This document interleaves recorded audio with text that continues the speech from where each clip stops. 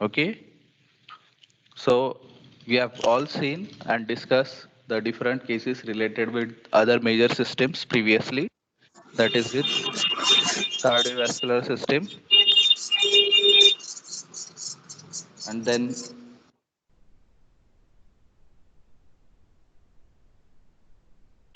then we have also discussed about different topics related with endocrine system, CVS system, RS system.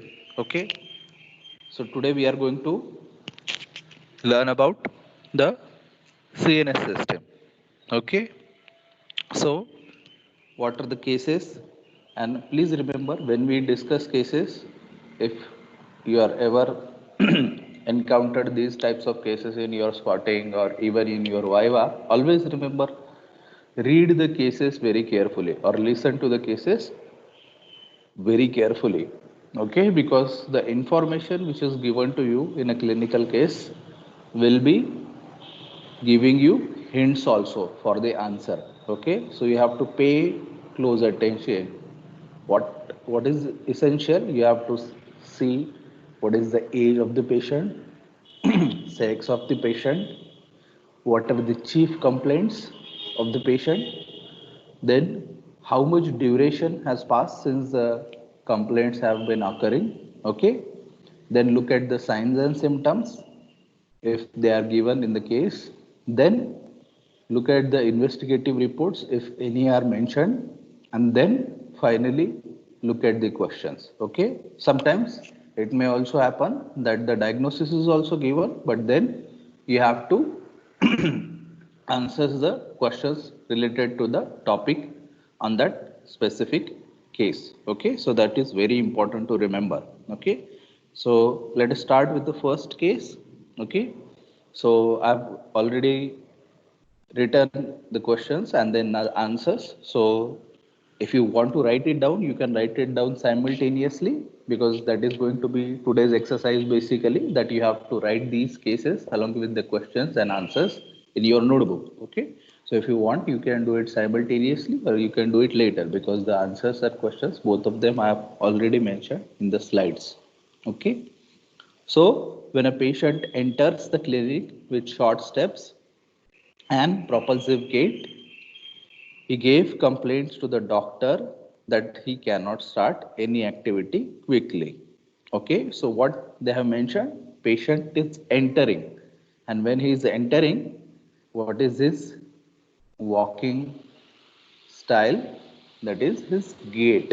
So when you talk about gait itself can be an indicator of a underlying disorder. So they have clearly mentioned that he is entering into the clinic with short steps and propulsive gait. Now propulsive gait is very characteristics. Okay, then further, what they have mentioned, that his complaints are basically regarding that he cannot start any activity quickly.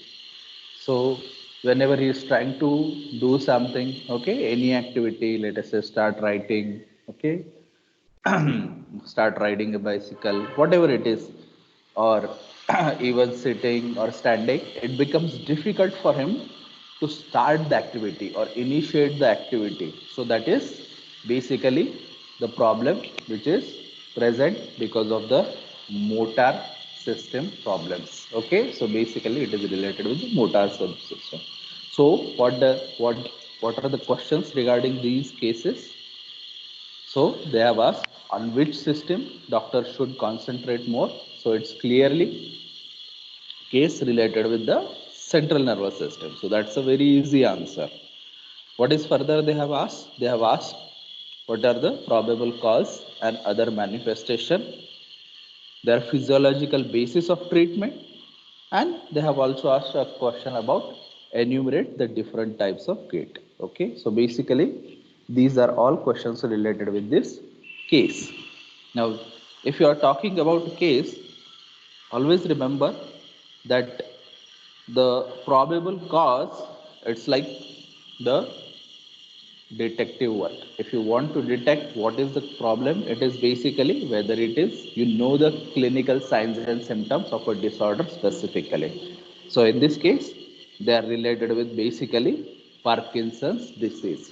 Okay, very important to remember. Parkinson's disease, what happens is this is a case which is clearly related with central nervous system, where the Parkinson disease occurs because of reduction in dopamine secretion. Okay, so basically this is related with the reduction in dopamine secretion. Now, where does this dopamine secretion occur?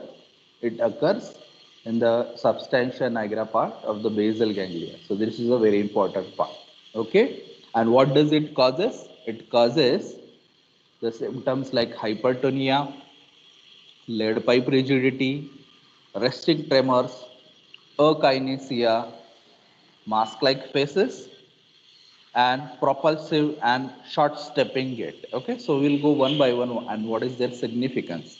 But here I would like to first mention that Parkinson's disease propulsive and short gait is very classic sign. Okay, so if you are seeing these type of symptoms, probably it is because of Parkinson's disorder. So, in the case itself, when you read that the sign and symptom is like presented with propulsive gait, you have to definitely say that this is a case of Parkinson's disorder. Okay, so this is a very important clue regarding the diagnosis. Okay, now let us first look at what do you mean by hypertonia. Now, here the tone of the muscle is important. Okay, so whether the muscle has a normal tone or lesser tone or greater tone. Okay, so basically the tone of the muscle, so tone of the muscle is in a normal person is basically it is the resistance given in a passive movement. So all of your muscles are basically having their own partial state of contraction. Okay, they will respond to you. They will not be completely unresponsive if you try to move those muscles. So that is normal tone. But what happens if this tone is exaggerated? Okay, now classically this is seen in when you get a cramp. Okay, you realize that your muscles are going into spasm. That is because of the hypertonia. So basically there is increasing neuronal discharge between the NM junction. So what happens is the muscle goes into a sustained state of contraction, making it very rigid. Okay, now here the rigidity of the muscle is also of a very specific variety. Lead pipe rigidity. Okay, now if you remember our clinical examination, motor practical, you may remember that we had discussed these various types of rigidity: class type rigidity, cogwheel rigidity, lead pipe rigidity, like that. Okay, so here what they are trying to indicate is it is a type of rigidity which occurs throughout the movement of the limb. Okay, if you are trying to move a limb, let us say you are trying to move the arm of a person or forearm of a person, what happens here is you get resistance throughout the movement. So it is called as lead pipe rigidity. Okay, so that is very important to understand. Resting tremors, again very important sign and symptom. Now here tremors are basically shaking movement of your limbs. Okay, so most commonly seen in your fingers. Now here the importance is given to resting. What do you mean by resting? The tremors can be of different variety. That is when you start shaking.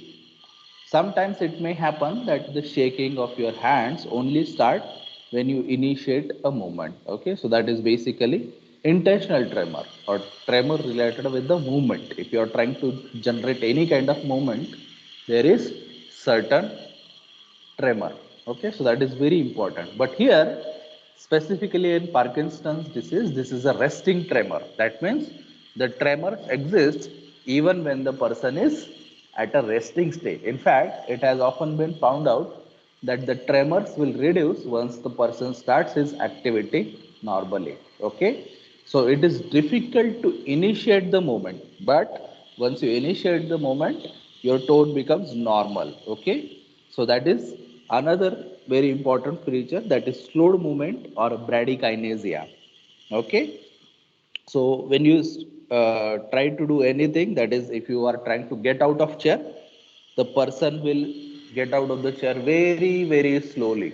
In fact, many times it does happen. I have seen a case of Parkinson's patient where he was classically complaining. When he came to us, he was complaining that he had difficulty getting up from his toilet seat. Okay, so basically, whenever these kind of uh, patients are coming to you, they will come with the problems where they think that it is hampering their regular activity. So he might not notice whenever he tries to get out of the chair, but if he is having this problem while getting out of its toilet seat, or even in Indian system, it is difficult because you get up from a squatting position or get down into a squatting position. These are very classic signs of having these sort of problems like bradykinesia. So it is difficult to initiate the movement and the movements are very slow. So you get tremors and you get slow movement. Again, I'll mention one thing more about the tremors, that although the tremors are present in fingers, they are sometimes very typical tremors in Parkinson's disease. Okay, so they are called as basically the pill rolling tremor or pill rolling movement of the hand. Okay, so it is basically you are rubbing your thumb over your forefinger. Okay, so classically when you are, okay, so many people may remember either when you are doing jap by using rudraksha mala or rosary beads. Okay, most of the religions have these kind of uh, habits and practices where you are trying to pray with the help of a chain or a bead or whatever. Okay, so there is a very typical movement that you try to rotate the bead. That typical movement of a thumb on the forefinger is called as pill rolling movement. Okay, or pill rolling tremors. So that is constant movement of your thumb against your forefinger is again a very classic sign of Parkinson's disorder. Okay, very important thing to remember. Okay, now next is they have also mentioned mask like face. Now here you must remember that what does it mean like mask like face. So since we have seen the problem is with the dopamine secretion, that means there is not enough tone or contraction in your muscles. So that also happens your facial muscles. In fact, that is one of the more noticeable signs of Parkinson's disorder. In many times it is also described as poverty of movement. The movements of your facial muscles is so reduced that it almost becomes expressionless. Okay, if you look at a normal person, whenever he is sitting calmly or doing some work or talking with somebody, you'll realize that his facial muscles are constantly in a motion, and that creates a very typical expression on his face, whether he is concentrating, whether he is happy, whether he is sad, sorrowful. Your face is very important part of expression of your body. So your facial muscles are constantly expressing the emotions of the individual. But here, the person is presenting with a mask-like face. That is, the facial expressions and the movements of the facial muscles is very much reduced, creating a mask-like face appearance. Okay, so that is a very important point to understand. And then finally, propulsive and short stepping gait. Now here, we have also discussed this thing while clinical examination, that is a patient is a bent forward and he is classically walking with short steps. Okay, basically he is trying to catch his balance. What happens is the person is walking, he is losing his balance, or it's like he's trying to catch his step. So when he starts, it's first thing is it is difficult to start walking, and once he initiates the movements, then it is difficult to stop. So he creates a very typical short stepping gait or propulsive gait. Okay, so this is again a very classic signs of the Parkinson's disorder. Now usually the Parkinson's disorders, as you may be aware, is very commonly seen in old age people. Okay, so that is one of the major reason, because of the degeneration of the substantia nigra, you get Parkinson's disorder. It has been found out that there is a genetic link with the Parkinson's disorder, or sometimes some environmental factors are also responsible for triggering Parkinson's disorder. Okay, very very common complaint these days regarding Parkinson's or even Alzheimer, which is basically which is completely different disorder, but it is also related with the neurodegenerative changes. Okay, so that is very commonly say. Okay, so this is very important thing to remember about Parkinson disorder. Okay, now there are the drugs which can be given to treat the disorder is L-DOPA. Okay, so basically this variety of drug which is given to the person can be given orally, one of the most important. In fact, there are a lot of other drugs or other classes of drugs which can be utilized, but L-DOPA is very commonly remembered drug, which is very commonly given drug also. So that is a very important part of the treatment of the Parkinson's disorder. Okay, so many times also it is also combination of levodopa plus carbidopa. L-dopa is levodopa and then carbidopa. Why this is so? Because if you cannot directly give dopamine to a person, otherwise it will get metabolized. If L-dopa is given to the person, then it has to cross blood-brain barrier. See, very important to remember, always whenever you are giving a drug, it must target a specific organ. In this case, that organ is your brain. So if your brain has to be targeted, it has to reach brain, and for that it has to pass something called as blood-brain barrier. This is a very important aspect to remember. Okay, so if it has to pass that thing, it has to be given with levodopa. Otherwise, it will not cross the blood-brain barrier if it is given in as a form of dopamine. And carbidopa is given because it prevents the breakdown of levodopa in bloodstream so that it can last longer. Okay, the action can last longer. And also carbidopa does help in reducing side effects like nausea and vomiting. So this is a very important thing about levodopa treatment for Parkinson disorder. Okay, then also the question has asked been different types of gait.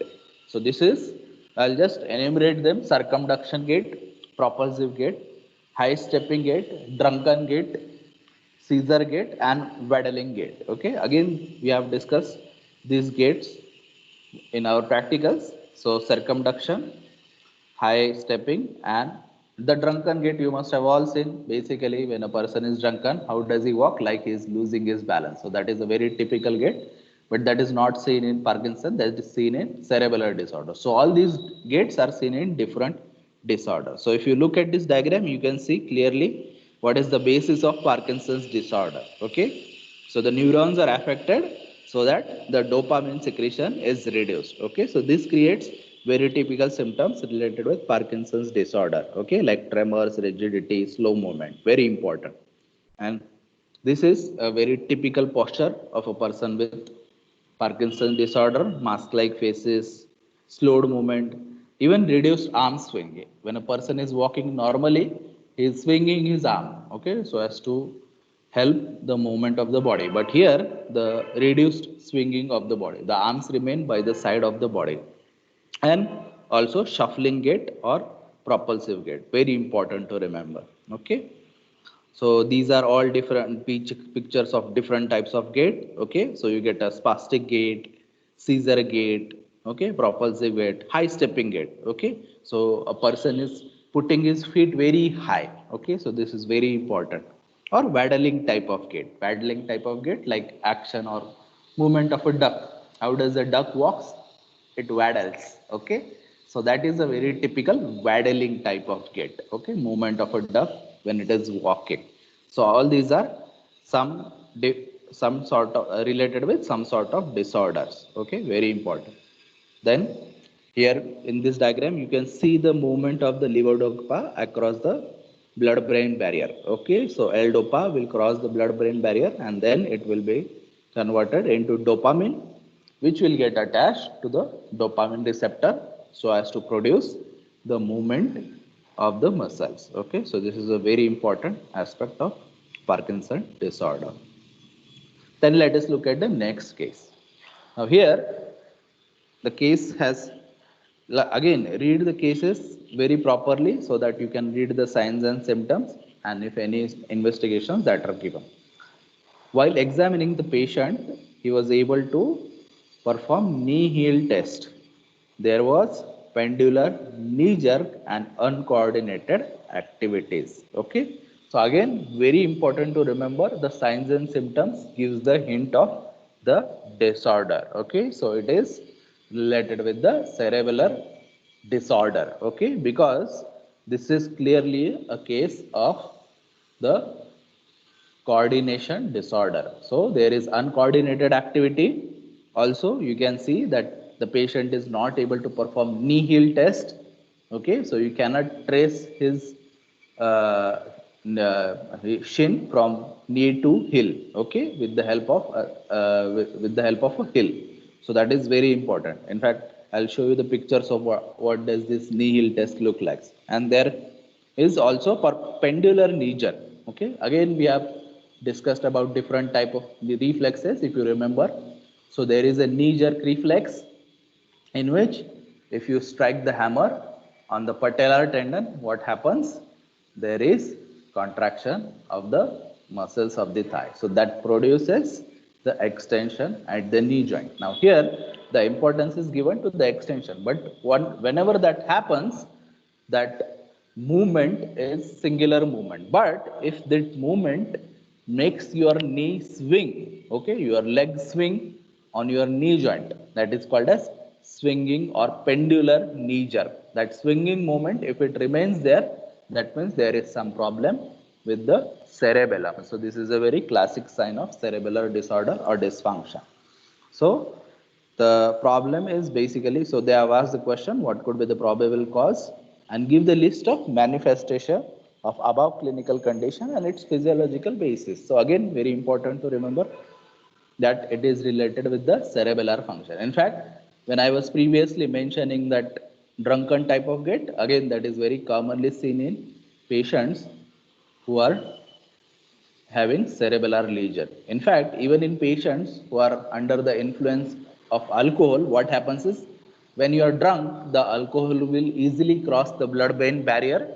Okay, and then that blood-brain barrier, once the alcohol is crossing, then it affects your cerebellum easily. Okay, and once the cerebellum is affected, the person starts swaying movement. Okay, so he's losing his balance. He is walking from one end to other end. In fact, this type of drunken gait can also be seen in other causes besides alcohol. The alcohol effects is temporary under the alcohol is metabolized within the body. But there are some disorders which are related with permanent damage to the cerebellum which can cause this type of gait in a patient unless the underlying cause is treated. So this is a very important thing to remember. So basically the answer is cerebellar dysfunction or even called as cerebellar ataxia. Ataxia is because the person is losing his balance. So the symptoms, signs and symptoms are pendular knee jerk, intentional tremors. Okay, so I have discussed the tremors in detail earlier because of this thing only. Intentional tremor. Okay, so as opposed to resting tremors, what you get here is intentional tremor. Why that is so?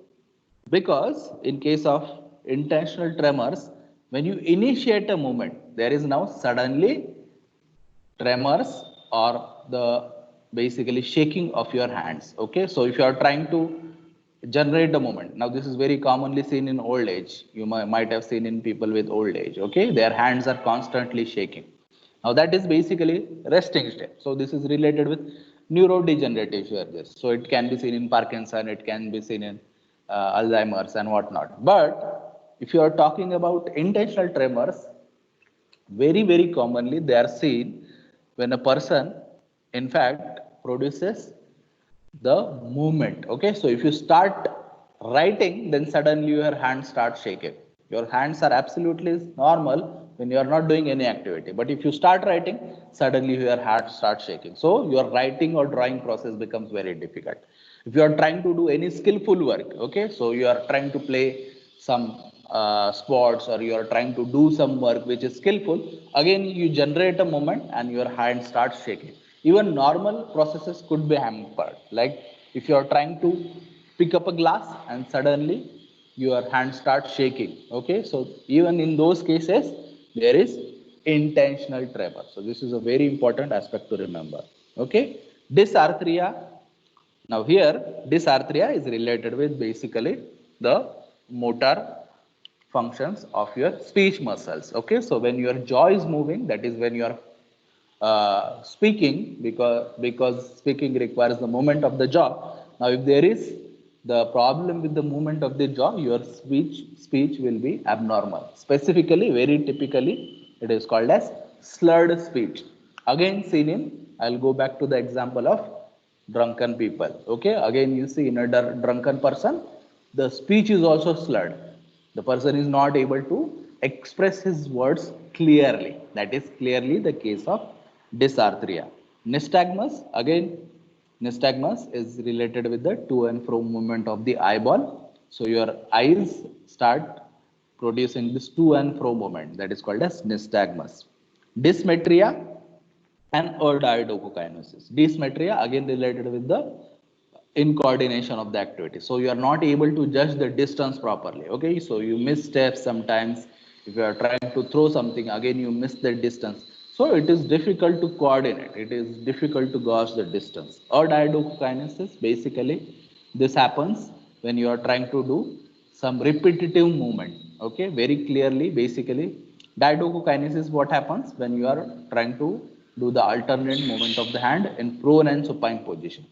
Or diadochokinesis deficiency of that. Okay, so you are not able to do the alternate rotatory movement of the palm. So that's a very clinical clear sign. In fact, in many clinical setting, we ask the patient to do this specific movement. Okay, like whenever you are making a roti or a chapati, like that. Okay, very typical movement. That is diadochokinesis. If you are not able to do that kind of movement, this is called as adiadochokinesis. So all these are symptoms related with the cerebellum. Okay, so here in this picture you can see clearly the person has shown his hand, once in a prone position and other in a supine position. So one hand is below, the other hand is above, and it is like he is making an action of making a chapati. So constant alternate action of this kind of pronation, alternate pronation and supination on the hand. So if you are not able to do this kind of coordinated activity, then you are suffering from some sort of the lesion. Another test which can be commonly done is finger to nose test. So for upper extremity coordination, so you can do this test where the subject will touch one finger to the nose and other finger to the finger of the examiner, or even his own finger. You can do it like that. So alternative movement, that is the crux of the issue. That is, you are whether you are able to do the repetitive movement with enough coordination. Okay, so that's a very important. In many cases, what will happen if there is a cerebellar lesion, the person will not be able to touch the finger properly or not touch the nose properly. In fact, sometimes he may overshoot his finger. Okay, so that you have to be very careful whether he is hitting his face or hitting his eyes. Okay, in a normal person these kind of things are not seen. So that is very commonly done test for cerebellar lesion. Another test is basically Romberg sign. So whether the person is able to stand properly when his eyes are closed. See, usually you maintain your balance, as we have seen in case of the balance, either with vestibular apparatus, inner ear, or with the help of cerebellum. Okay, so in this case your eyes are also acting, the visual feedback is also acting and helping you maintain the balance. If you are not able to maintain the balance when the eyes are closed, that is specifically related with the cerebellar lesion. Okay, now whenever I say lesion, basically you have to remember it could be anything. Lesion means any disorder. So it could be because of some sort of tumor, infection, okay, or any kind of injury, even trauma. Okay, so all these cases can cause problem, or even degenerative changes of the cerebellum can cause this kind of disorder. So here, if you look at this picture, again a very classical sign of the person who is losing his balance on a very particular side. Again, this is very commonly seen that when you have a lesion of the cerebellum, cerebellum has two lobes. So sometimes you can even pinpoint which lobe of the cerebellum is having this disorder, whether it is left lobe of the cerebellum or right lobe of the cerebellum. Okay, usually it has been found out that the person who has the lesion on the left side, he will sway or lose his balance on the left side. So it is an ipsilateral lesion which causes swaying or losing balance on one side. Okay, this is also tandem gait. You are walking one feet behind another. Okay, so you are walking with one feet behind another. This is also used to looking for coordination, but this is related especially with the lower limb. And finally, the important thing that is mentioned in the case, that is knee to heel test. If you look at this figure, realize that the person has his knees on one side where the heel of the opposite foot is resting. Okay, so if you look at the left leg has the right heel resting on the knee, and in that position the person is trying to trace the shin of the tibia, that is going from knee to down, that is dorsum of the foot. So this is called as the knee to heel test. So knee to heel coordination, when the person is able to trace the shin of the tibia, is a normal sign. But if he is not able to do that, that is because of the reduced coordination. That means again the person is suffering from cerebellar ataxia. Very important. Now the next case, subject has lost taste sensation from anterior two-thirds of the tongue and he is not able to perform all facial expression. Question 1, which cranial nerve is involved and how to test the intactness of this nerve. Okay, so again very clear cut. So these are, please remember, I have already given you answers. You can write these answers in your notebook. So write down the question first and then you can write down the answer next. Okay, so obviously the answer to the question 1 is facial nerve. Okay, since we are talking about facial muscles, it is related with the facial nerves. And which are those muscles which are affected? In fact, they have mentioned anterior two-third. Why this taste sensation? Because the facial nerve has motor as well as sensory function. So motor function is related with the facial muscles and the sensory function is related with the taste sensation, especially the anterior two-third part. Okay, so this is a very important thing. And which are the muscles which are going to be checked under this case? Frontalis. So what will you do? You will ask the subject to look upward, or you can ask the subject or patient to cause wrinkling of his forehead. Okay, so it is very important to look at his forehead whether there is proper wrinkling or not. Orbicularis oculi. Again, these are muscles related with the opening, the closure of the eyes.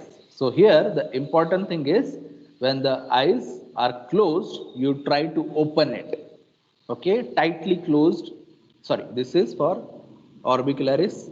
There is some mistake. Tightly closed eyes. You can say tightly closed. There is they have mentioned mouth, but it is eyes. Okay, so it is related with the eyes. Orbicularis oculi. Ocular region, that means eyes. So try to open the tightly closed eyes. So eyes will be remain into the state, the ocular muscles will be remain into state of contraction. So I have to forcefully try to open the eyes. Again, very important to remember, you have to use moderate amount of force. Okay, it's not like you are trying to fight with the patient or subject. Okay, so use your fingers to try to open the eyelids. If the person is able to keep his eyes closed, that means the muscles are working fine or normally. Then buccinator muscles, okay, related with the cheek muscles, puffing of the cheek. Okay, so you can tell the person to puff the cheeks. Again, if he is able to maintain the air inside his mouth by puffing the cheeks, that means buccinator muscles are working properly. If there is loss of air, that is, he is not able to keep his mouth puffed, and especially if the side of the facial nerve, that is one side of the facial nerve is affected, you will see that one part of the mouth is not closed properly and there is loss of air from one angle of the mouth. It may be left side of the mouth or right side of the mouth depending on the site of lesion, but that is going to be the effect when there is problem with the facial nerve. Then platysma, now this is related with the grimacing movement, okay, or scared movement. So eversion of the lower lip. Okay, so you may realize what is the expression which is created on a person's face when he is completely afraid. Okay, so platysma, which is a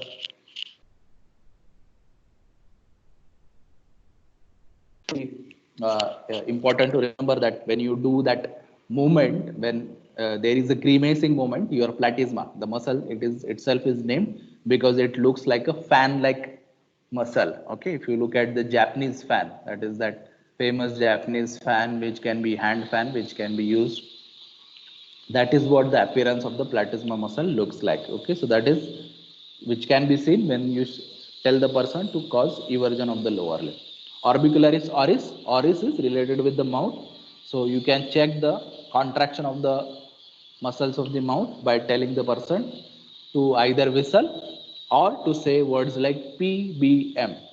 So basically you are checking whether the person is able to properly close his mouth properly. So whistling creates that specific contraction of the orbicularis oris. So this is very important. So again, look at this diagram. They have shown all these different pictures. Okay. So first picture shows crease of the forehead. So this is for frontalis, eyes closed, and against the resistance you are trying to open the eyes. See clearly they are using the fingers. Okay, eyes are firmly closed. So this is for orbicularis oculi. Then reveal the teeth. Okay, so this can be related with the orbicularis oris, and the puffing of the cheek related with the buccinator. So this is a very important examination for facial nerve. Now patient, next case, patient gave the complaints of anosmia, find the nerve involved, give the basic smell modality and give the cause of anosmia. So first you must know what is anosmia. Okay, so what is anosmia? Basically loss of smell. Okay, so here you are trying to check or examine the integrity of the olfactory nerve and olfactory pathway. Okay, so here you are trying to check whether the sense of the smell of the person is intact or not. So you can see clearly here the doctor is using a substance in a jar, or sometimes a test tube can also be utilized to check whether the person is able to smell the substance properly or not, or identify the smell of the substance properly or not. So you can do it in the case of a subject in both the nostrils, right as well as left. Okay, so this is very important to remember.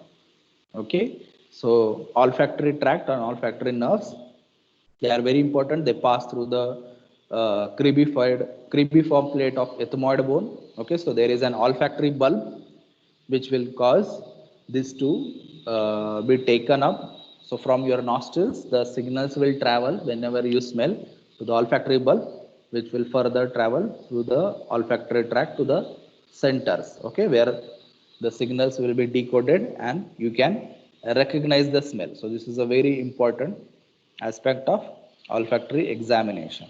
Okay, and please remember when we say that what the smell that you are doing. Okay, so again we have covered this thing in practical. You can look for various basic modalities of smell. Okay, so these are like musky, camphor, floral, pungent, peppermint, ethereal. Okay, so you can check variety of the smells. Okay, most commonly used floral, like flower like, okay, smell, or even in case of pungent smell. Okay, so that is very important to check for these different types of smells, to check whether the olfactory functions are normal or not. Where are they affected? Again, common cold, tumor, or head injury. Now most common complaint when you get that I am not able to smell is during common cold. In fact, this you may not know this thing, or some of you, if you are reading about coronavirus, you may read this thing that recently ICMR has added loss of smell as a very important indicator of infection of coronavirus. Okay, so it's a virus which remains in your nasal epithelium. That's why we take that swab from nostrils as well as nasopharynx as well as oropharynx, because many times these viruses are remaining in your nasopharynx. So many times the patients have been complaining, those who are affected with coronavirus, with the loss of sense of smell. So that is anosmia. Okay, so anosmia is a very important sign which has been mentioned for screening the patient. Those who are complaining of influenza like illness or common cold or fever or loss of smell are considered as the likelier patients of having coronavirus infection. So very important sign. So you can see in common cold or sometimes in graver symptoms as well, especially common cold will get cured within couple of days. So you will get your sense of smell back. But if the loss of sense of smell is not cured, it may be some other long standing cause of the anosmia or loss of sense of smell. It may be due to growth which may be benign in nature, a tumor, okay, especially a polyp of the nasopharynx. A polyp is an outgrowth into your nasopharynx, or it may be actually a malignant tumor as well, okay. Or sometimes in case of head injury, where the center for processing of these olfactory signals is affected, okay. So this is very important, especially if it is unilateral in nature, there may be tumor of the olfactory bulb. If it is bilateral, it may be because of common cold, head injury, or fracture of cribriform plate, okay. This is commonly seen especially if the person is involved in an accident or trauma, okay. In fact, in many cases, this happens when the person suffers from injury during a road traffic accident. If the person is falling down on his face, or even if the person is sitting in a four-wheeler into a cart, he may hit the face on the glass of the or windows of the cars.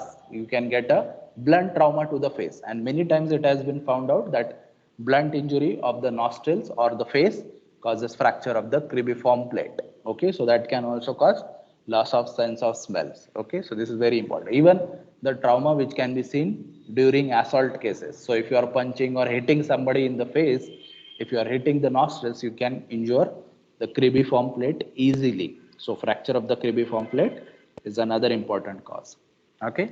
Now let us look at the next case.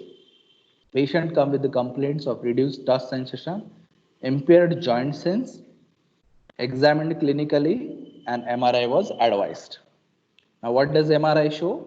It shows a space occupying lesion or SOL in the right dorsal aspect of the spinal cord. So, this is a clearly case related with the spinal cord, okay, because it can clearly be seen in an MRI. So, which tract is damaged and what are the manifestation? Again, this topic has been discussed in detail during theory as well, okay. So this is very important to remember. So which tract carries which sensation, you have to remember all of them, okay. And since they have clearly mentioned that complaints of reduced touch sensation, hypoesthesia, and joint sensation, okay. So basically he is suffering from dorsal column tract damage, okay. So which other type of symptoms which are affected in this dorsal column tract damage, okay. So it may be loss of sense of position, vibration, stereognosis, fine touch, tactile localization, and discrimination. So we have done the clinical practical for this thing as well. So this is how you can check for vibration sense, okay, at a prominent point of the bone, okay.